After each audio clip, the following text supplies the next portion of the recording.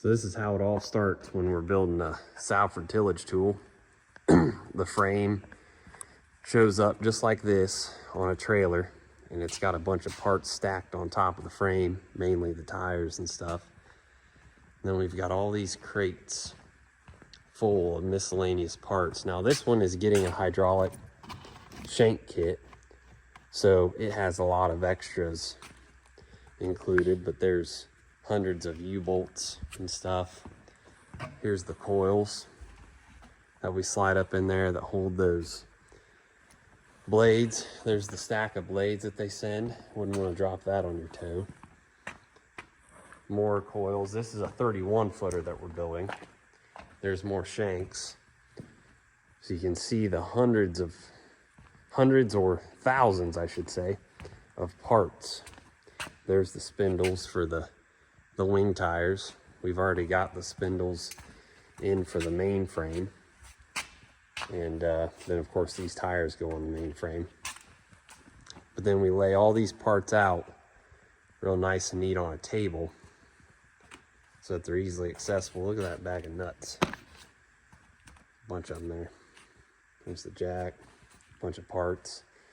And then we get this assembly book, walks through how to assemble every part of it.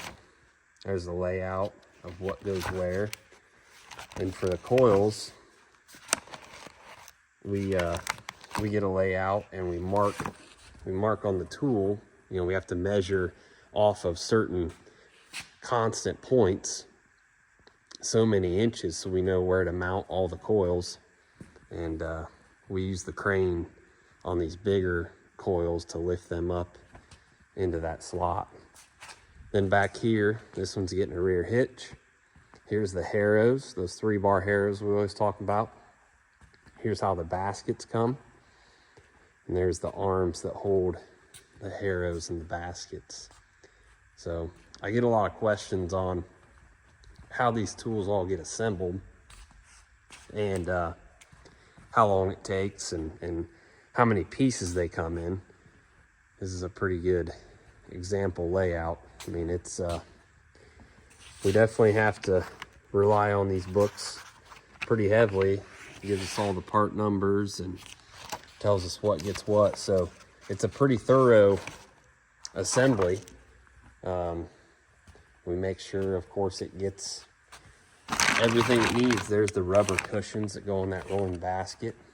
So a lot going on, but the guys in the shop have got it down to a science and it works pretty well. At this point, what we do, there's fork pockets on the back of the frame built in, and we'll lift this frame up in the air to get those tires under them spindles. And then we'll hook a tractor to this to work that cylinder right there to lower that so that then the tool is sitting on its own weight.